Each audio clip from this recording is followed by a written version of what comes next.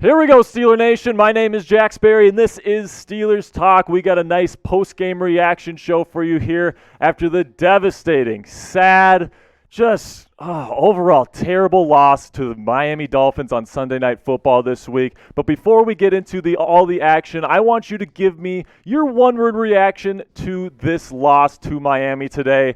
For me personally, I'm devastated, guys. I'm devastated. This is one that I really felt like we needed to win, and we had the opportunities to go ahead and get the victory today. And just time and time again, we came up short. Interceptions late, dropped interceptions throughout the entire game. It was just, it was a joke all night long. Only 10 points for us, and we ended up losing the game 16-10 here. Kenny Pickett, over 70% completion. We'll get into him later in the show, but he did have 3 picks. Najee Harris, 65 yards on 17 carries, and Freiermuth had that nice catch at the end, kept us in there with a 4th down catch. It was very contested. It was a nice catch, but it wasn't good enough in the end. Tua played okay, not great. We let him off the hook big time, and I'm just overall very disappointed in the Steelers in this one, but guys, it's in the tough times here where Steeler Nation needs to stick together, all right? And we're going to be covering all of the Steelers drama throughout this season, whether we're winning, whether we're losing. We got to be together, Steeler Nation. We got to be together, supporting each other, supporting this team. So go subscribe to Steelers Talk right now and join our family here on Steelers Talk by Chat Sports. And if you do, when we get to 19,000 subscribers on the channel, I'm going to keep my promise, and I am going to wear a Terry Bradshaw bald cap for an entire episode of Steelers Talk. We're trying to get this done by Halloween, so it's like, I'm wearing it for Halloween. That would be fantastic. That's my goal. We still got quite a ways to go, but I'm confident that we can hit it if we stick together, Steeler Nation. Let's get into my top 5 takeaways from this game, and the first one is we need to fire Matt Canada. The offense was just a crap show today, guys. I was blown away by the play calling. I mean, there was one play where it was like 3rd and 15, and Kenny's first option was just to dump it to the receiver. I think it was Jalen Warren, the running back. It's like you're not even going to have him. You're not even going to have him read down the field. You're not even going to have him read a concept down the field to see if we can convert. Like, seriously, you're just going to dump it off to the receiver?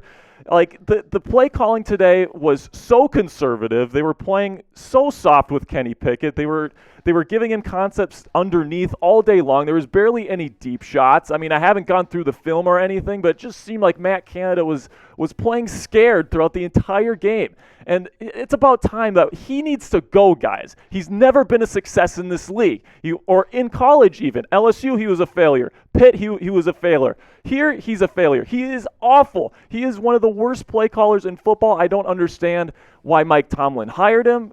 I mean, especially with his past failures. I mean, he's never been a success. His offense has never worked with any personnel or anything at any level. So why are we dealing with it now? I don't get it. I don't understand it.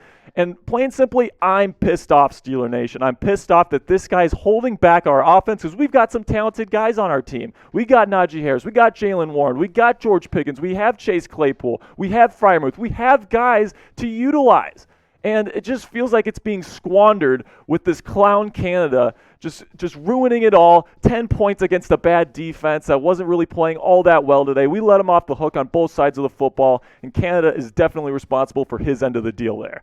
All right, guys, I'm concerned for Kenny Pickett here. I'm officially concerned about Kenny Pickett. I've been going through his film lately. Here's his stats from today's game. 32 of 44, which is a good completion percentage, but a lot of those passes were underneath, quick routes, quick outs, checked downs. It was a lot of deke and dunk. You can see that with his yardage. 257 yards on 32 completions is not a very high percentage there, or high yards per catch. 1 touchdown. I mean, George Pickens made an incredible catch there. And then 3 interceptions, 2 of them late. And, of course, the game-sealing pick where he was trying to make something happen. And, I kind of don't blame him for that one, but I kind of do at the same time. Only a 66.2 rating. I mean, at the end of the day, I'm not a big fan of what he did tonight. I have concerns about him. Let's get into my concerns right now. Number one is his post-snap processing. When I've been going over the film, it's mostly, if he's throwing the football, it's to his first read. Now, this is the thing that he was supposed to be great at coming out of college, processing defenses, going through multi-progression reads. He hasn't really done a whole lot of that through the first couple of games, and it's concerning me a lot. Right now, it's really, if it's not going to the first read, he's panicking and trying to get outside the pocket, but we'll get into that in a little bit. Deep ball accuracy. Like when I've been charting his passes that have gone 20-plus air yards, it hasn't looked great. He hasn't really, his ball placement needs to be a lot better. The deep passes that he did throw tonight weren't particularly accurate, and it's definitely something that was a concern of mine when he was in college, and now it's showing up here in the NFL, and it's concerning to me. And then finally, he's uncomfortable in the pocket. Here's the thing, guys.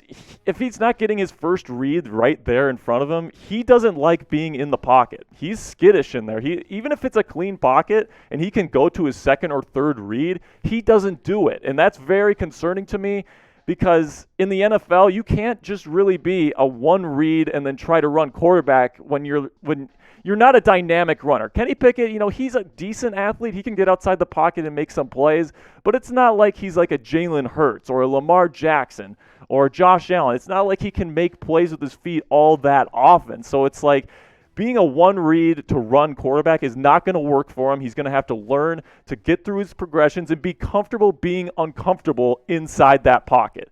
Am I crazy, guys? Are you guys concerned about Kenny Pickett like I am? Type Y for yes, type N for no. I don't know what to say about Kenny Pickett, guys. I'm a little bit concerned. It is early, but at the same time, there are concerns to be had there. Now, my third takeaway is that there were way too many dropped interceptions, and it killed the game for us. It killed the game for the Steelers, plain and simply, point blank period. We had 4 dropped interceptions in this one. 4 of them. That is unacceptable. If we catch even just 2 of those, we probably win this football game. But no, we had to drop 4 of them. Cam Sutton had a lollipop right in his freaking hands, and he drops it. He muffs it. I mean, Minkah Fitzpatrick, I think, had one. That's very rare. I mean, you got to take advantage of these opportunities, and we let Tua off the hook today. Let's look at Tua's numbers today. 0 interceptions. He could have had 4 interceptions in this game. He ended with 0. We let him off the hook in this one.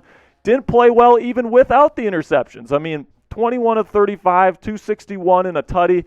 That's not very good. The defense held their end of the deal for most of the game, but at the same time, you need to take advantage of those opportunities to turn the ball over, especially with the offense not being able to move the football like they were tonight. They just weren't moving the football in the second half. Lots of 3-and-outs. It just wasn't working offensively because Canada's a clown.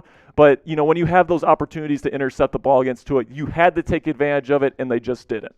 Now, my number 4 takeaway is that it's pretty much desperation time, and we need to beat the Eagles next week to keep the season playoff hopes alive. Let's take a look at the next 5 games for the Steelers, I should say. And they got the Eagles next week.